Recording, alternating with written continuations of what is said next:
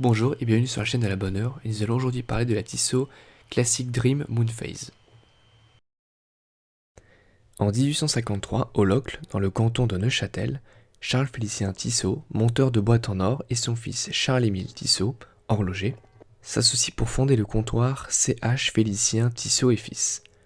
L'entreprise fonctionne alors comme un comptoir d'établissage, autrement dit, les ouvriers fabriquent à domicile les pièces qui composent la montre et les livrent au comptoir pour l'assemblage et la vente. L'arrivée de la Première Guerre mondiale oblige l'entreprise à chercher de nouveaux débouchés, concrétisés par la fabrication de montres bracelets. Dès 1925, l'entreprise s'associe avec Omega pour conclure un partenariat commercial. Ce consortium sera inséré en 1985 dans ce qui deviendra plus tard le Swatch Group. Le dessin du boîtier est assez basique. Il est en acier inoxydable. L'ensemble est sobre et très classique. Les dimensions sont raisonnables, mais les cornes sont très plates et agrandissent la montre à mon goût. Elle aurait gagné à être plus plaquée au poignet. La montre aura donc tendance à dépasser votre poignet, plutôt décevant pour une montre de 38 mm. La couronne est enfin signée.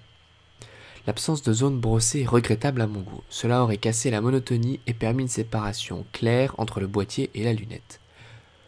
Le fond de boîte est dans la même matière que le boîtier et contient les inscriptions suivantes: Tissot, acier inoxydable et étanche à 30 mètres.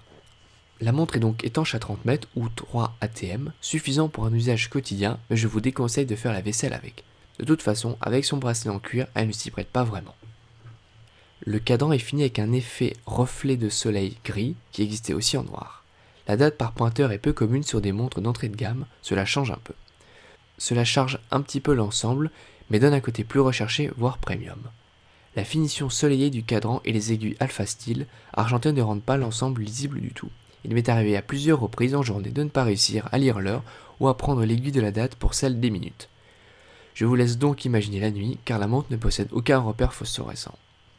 C'est compréhensible pour une montre habillée, mais c'est frustrant à l'usage. Tissot a fait le choix d'une phase de lune bossum, ou poitrine en français, en référence à la forme de la fenêtre. Cette complication est un réel plaisir pour les yeux, complimentant le fond gris soleillé. Comme son nom l'indique, la complication phase de lune affiche la phase de la lune, qui passe de la pleine lune à la nouvelle lune et inversement, sur une période d'environ 30 jours ou un mois. Aucune complication n'est aussi romantique, élégante et poétique que la complication de la phase de lune. Son attrait illustre notre fascination innée pour le cosmos. Avant le calendrier tel que nous le connaissons aujourd'hui, nous utilisions différentes méthodes pour mesurer le temps. Les gens mesuraient les jours par le lever et le coucher du soleil et les années par le changement des saisons. En outre, ils utilisaient les phases de la lune pour mesurer les mois. Son histoire commence souvent dans la Grèce antique. L'exemple le plus ancien de phase de lune mécanique se trouve à Antikythera. La complexité est restée inégalée pendant près de 2000 ans, jusqu'à l'invention des horloges astronomiques. Ces horloges de la Renaissance reflétaient la croyance selon laquelle la Terre était au centre de l'univers. Un autre élément intéressant de son histoire est l'évolution de sa lune. Tout comme le design des horloges et des montres évolue en fonction des tendances, la représentation de la lune a changé avec les styles de l'époque. La première complication de phase de lune des XVIe et XVIIe siècles montre une lune qui ressemble presque à un chérubin. Au début du XXe siècle, la lune prend un tournant art déco. Ces dernières années, les représentations de la lune sont plus réalistes. En raison du nombre imparfait de jours dans un mois lunaire, une montre à phase de lune sera en fait décalée de 0,3 jours par mois. Le bracelet livré d'origine avec la montre est une imitation croco. Il n'a pas très bien vieilli et les bracelets Tissot ne sont pas connus pour résister aux affres du temps avec honneur. Il reste confortable au demeurant et la boucle Ardillon est signée. J'aurais aimé une boucle déployante pour pas faire le sentiment premium de la montre. Il hérite de dimensions bâtardes à 19 mm. Il est néanmoins possible de rentrer des bracelets en 20 mm en forçant un peu comme c'est le cas sur ce modèle. Il est enfin à noter que le bracelet est assez grand et manque de trous pour un ajustement idéal si votre poignet est petit. Le calibre est un état quartz 255-485 assez rare et coûteux, doté de 3 aiguilles, d'une date à pointeur, de la phase de lune et du stop seconde. Il n'a pas le raffinement d'un calibre mécanique, mais il est beaucoup plus pratique dans le cadre d'une large collection.